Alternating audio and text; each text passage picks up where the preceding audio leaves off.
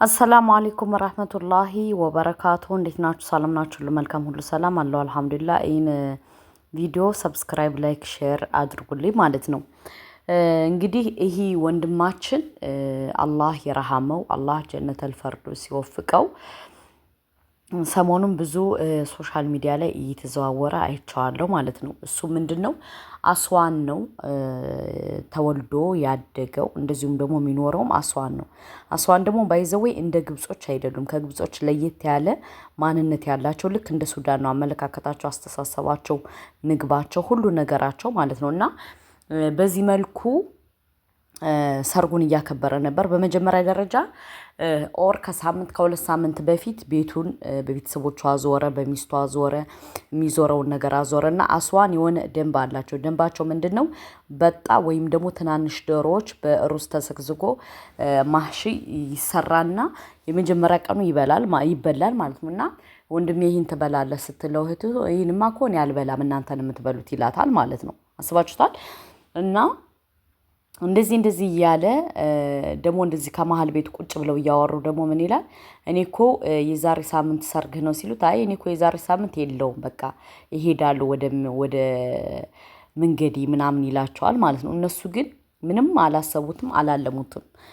እና እንግዲህ በዚህ መልኩ ከሚስቱ ጋር እየዘፈነ አላህ የረሃመው፣ አላህ ጀነተል ፈርዶስ ሲወፍቀው ህይወቱ በቃ ማለት እየጨፈሩ ዛህማ ነው። እዛም ደግሞ ምስሮች ችግር አለባቸው፣ ሲጋራ በጣም ነው የሚያጨሱት ማለት ነው። እና ይህ ሰውዬ ወደቀ። ሲወድቅ ሐኪም ቤት ሊወስዱት ቢሞክሩም እሱ ግን ወደማይቀረው አኼራ ሂዷል። አላህ ይረሃመው፣ አላህ ጀነተል ፈርዶስ ሲወፍቀው። እና ምን እንዳሳዘነኝ ታውቃላችሁ? ሰው እንግዲህ ሚስቱ ኦር እሱ ማለት በቃ 37 ዓመቱ ነው። ነገ አግብቼ ወልጄ እዛ ግብጽ ደግሞ ወንድየው ቤት ያዘጋጃል፣ ሴቲቱ ደግሞ አንጠሬ ይባላል። አንጠሬ ወይም ደግሞ ሶፋ፣ አንጠሬ፣ መጋረጃ፣ እንትን ቴብል፣ ይሄ የምግብ መብያው የመጥባህ እቃ ሚስቲቱ ነው የምታመጣው። የእነሱ ደግሞ ወንዶቹ ደግሞ ቤት ይከራያል። ኦር አብዛኛውን ቤት ገዝተው ነው። ቤት ይገዛል፣ ያሸጥባል፣ ሸጣባ ይሉታል። ቤቱ ተወልሎ ምን ብሎ ተስተካክሎ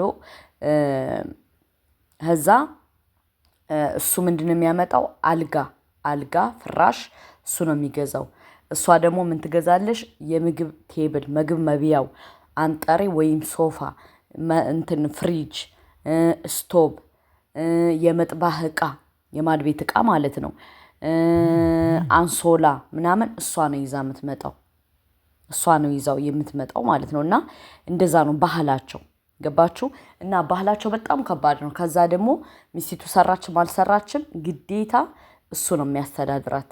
አብዛኛው ከስንት አንድ ነው እንጂ የሚሰሩት የተማሩት የማይሰሩ ያልተማሩት ደግሞ እንትን አይሉም፣ ቁጭ ነው የሚሉ ማለት ነው። እና ይህን ሁሉ ነገር አድርገው ነው የሚጋቡ። ለልጆቻቸው 2 ክላስ ገና እነሱ እንደተጋቡ ለልጆቻቸው ክላስ አብረው ነው የሚዘጋጀው ከባሎቻቸው ጋር ማለት ነው። አብረው ነው የሚዘጋጅ። እንደዛ ነው ባህላቸው።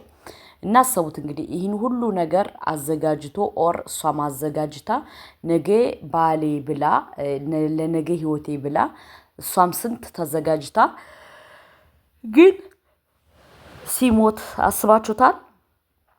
ረበና ይረሃመው፣ አላህ ይዘንለት፣ አላህ ጀነተል ፈርዶስ ሲወፍቀው። እውነት ለመናገር እኛ ማለት ነው የሰው ልጅ እንኖራለን እንላለን እንጂ አናቅ መሞቻችን መቼ ነው የምንባለው አላህ ነው የሚያውቀው። አስባችሁታል? እርግጠኛ ባልሆነው ነገር ግን እናስባለን፣ እንሳቀቃለን፣ እንላለን፣ ለነገ ብለን እናስባለን። ፈጣሪ ወይ! እና ይህ ሰውዬ እንግዲህ አላህ ይረሃመው፣ አላህ ጀነተል ፈርዶስ ሲወፍቀው። እኔ ግን በጣም ያሳዘነች ሚስቲቱ ናት። ሚስቲቱ ሰው እንግዲህ ከዚህ በኋላ ልታገባ ነው ላታገባ ነው። አስባችሁታል? ጭንቅላቷ ምን ያክል ይነካል? ለምን ካለችው የኔ ያለችው ባሏ ጠብቀው ስንት መጽዋት ከፍላ እንደዚህ አድርጋ እሱ ሲሞት አስባችሁታል? አላህ ጀነተል ፈርዶስ ሲወፍቀው፣ አላህ ይዘንለት። ለእናት ለአባትም የእግር እሳት ነው የሆነባቸው። እንግዲህ በጣም ያሳዝናል። እና አላህ ይርሐሙ እያላችሁ ዱዓ አድርጉለት። አላህ ይርሐመክ፣ አላህ ይርሐመክ፣ አላህ ይርሐመክ እያላችሁ ኮሜንቱን አጠላልቁት። እና ሁለተኛ ነገር ደግሞ የምነግራችሁ ነገር ደግሞ ምንድን ነው ሶስት ልጆች ያሉት አንድ ወንድማችን ነበረ። እሱ የሚኖረው ሌላ ቦታ ነው እና ሌላ ቦታ እየኖረ አጋጣሚ ሚስቱ በካንሰር በሽታ ትሞትበታለች። በካንሰር በሽታ ከሞተችበት በኋላ 3 ሴት ልጆች አሉት። ከዛ እየሰራ ምን እያለ እየተሰቃየ ልጆቹን እያሳደገ እህቲቱ አግባ ስትለው ነው ወይ አላገባም፣ ነገ ወዲያ ልጆቼ ይንከላቱብኛል ምናምን ሲላት ቆይቶ ከዛ እህቲቱ በቃና ወደ ካናዳ ብላ ታመጣዋለች። ካመጣችሁ በኋላ እዚህ ካናዳ ልጆቹ አብረውት መጥተዋል። ምን ተፈጠረ መሰላችሁ? ልጆቹ የደረሱ ናቸው። ከዛ ወንድ ፍሬንድ ይይዛሉ። ፍሬንድ ሲይዙ እንዴት ፍሬንድ ትይዛላችሁ ብሎ አባትየው ለመምታት ሞከረ። ለመምታት ሲሞክር ፖሊስ ደውለው አስያዙትና ያው ለሀገሩ አዲስ ስለሆነ ስለማያውቅ ነው ምናምን ብለው ፖሊሶቹም በቃ ፈቱት አስፈርመው። በሁለተኛው እሱ ልጆቹ ሂደዋል ዲስኮ ቤት። እሱ ከእንቅልፉ ሲነሳ የት ሄዶ ነው ምናምን ሲል አይ እነሱ ይመጣሉ ምናምን አለችውና ትልቂቱ ልጁ አባበለችው። ሳራ ትባላለች። አባበለችው። መጨረሻ ላይ ይህ ሰውዬ ምንድን ነው ምናምን ሲላቸው አይ እንደዚህ ነው ከጓደኛዬ ጋር ሲሉ አባትየው ቅጥቅጥ አረጋቸው። መጨረሻ ላይ ለፖሊስ ደወሉ። ያነ ፖሊስ ደግሞ የወንድ ጓደኛዋን የደወለ ለፖሊስ ደወለ። የሆነ አባት ልጆቹን የሚደበድብ አለ ብሎ ደወለ። ፖሊስ ወሰደ። ፖሊስ ከወሰደ በኋላ እንዳሁኑ አልለቀቁትም። የተወሰነ ጊዜ ታስሮ ወጣ። ታስሮ ወጥቶ አጋጣሚ እህቲቱ አመጣችው ከቤቷ። ከዛ እየተንከባከባቸው ምናምን መጨረሻ ላይ በቃ ገንዘብ ሲል አይ ገንዘብ የእናታችሁ ቤት ይገባናል ሲሉ መገባት ይገባቸዋል፣ ግን እኔ ህይወታችሁን እስከሚስተካከል ይህ ነገር መሸጥ የለበትም፣ ለነገ ጧት መግቢያችሁ ነው ይላቸዋል። እምቢ ይላሉ። ከዛ በኋላ ይህ ሰውዬ በድንጋጤ ተሸሉል መጥቶት ደውሎ እህቲቱ ደውላ አባታችሁ ታመመ ሲሉ አረዳ ምንም መስሎ አልታያቸውም። መጨረሻ ላይ እነዚህ ሰዎች ምን ተፈጠረ መሰላችሁ? ከፈትራ በኋላ ይህ ሰውዬ ሰውነቱ አይሰራም ምን አይልም። እህቲቱ ደግሞ አዲስ ሰራተኛ ምን ብላ ለምን ስራ አላት አትችልም። እዚህ ሀገር ደግሞ በጣም ከባድ ነው እንደምታውቁት ማለት ነው። ከዛ እንትን አለችው እየተንከባከበችው እያለ ሳራ የምትባለው መታ የእናታችን ቤት ሽጥ ስትለው አልችልም ሲላት፣ ከዛ በኋላ በፖርሳዋ እንደዚህ ስትመታው ይህ ሰውዬ ከኩርሲው ወደታች ወደቀ። መጨረሻ ላይ ሰራተኛዋ ደግሞ አላየችውም፣ ምግብ እየሰራች ምናምን ነበር።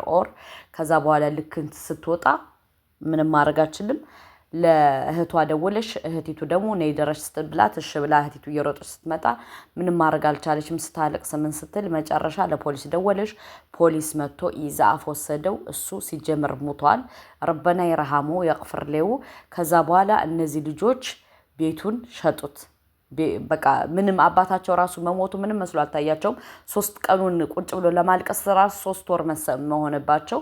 መጨረሻ ላይ እነዚህ ሰዎች 2 ወር ሳይቆዩ 3 ወር ሳይቆዩ ቤቱን ሸጡትና የወንድ ጓደኛ ስላላቸው ሙኸድራት ምን እያረጉ መጨረሻ ላይ እነዚህ ሰዎች ምን ይስሩ?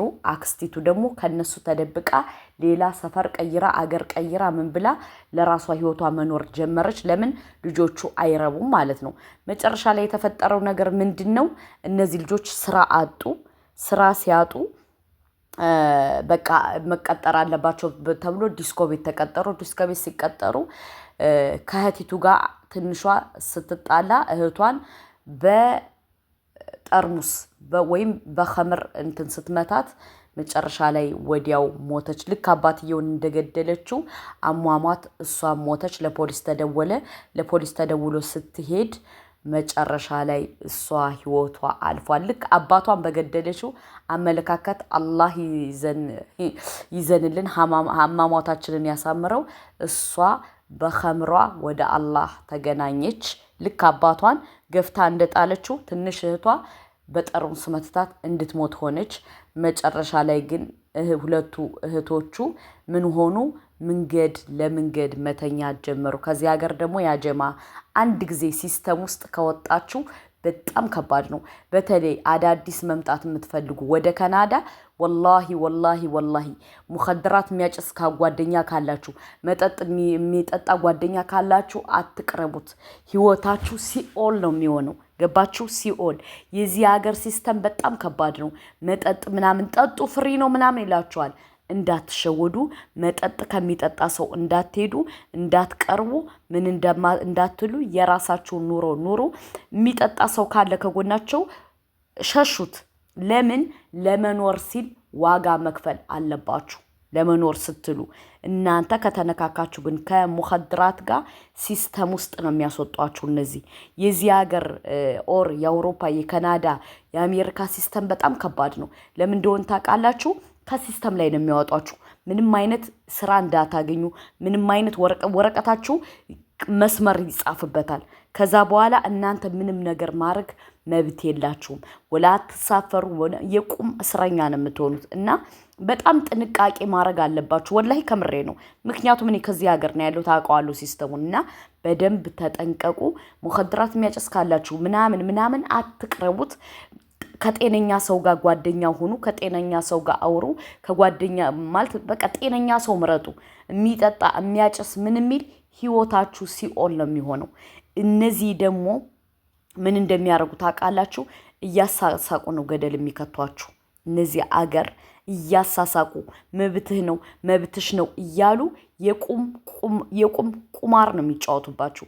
እና ጥንቃቄ አድርጉ። አዳዲስ የምትመጡ መብቴ ነው ትላላችሁ። መብትና ግዴታችሁን ግን አታውቁም። መብቴ ነው የሚባል ነገር የለም። ራሳችሁን ጠብቃችሁ የመኖር የእናንተ ኃላፊነት ነው። ይሄው የእነዚህ ልጆች ህይወት የተበላሸው መንገድ ላይ እዚህ ላይ ሰሙ። እንግዲህ ብርድ በመጣ ሰዓት በረዶ ነው የሚወርደው። እንዴት ነው የሚተኙት? መሬት ላይ ነው እየተኙት ያለ። የት?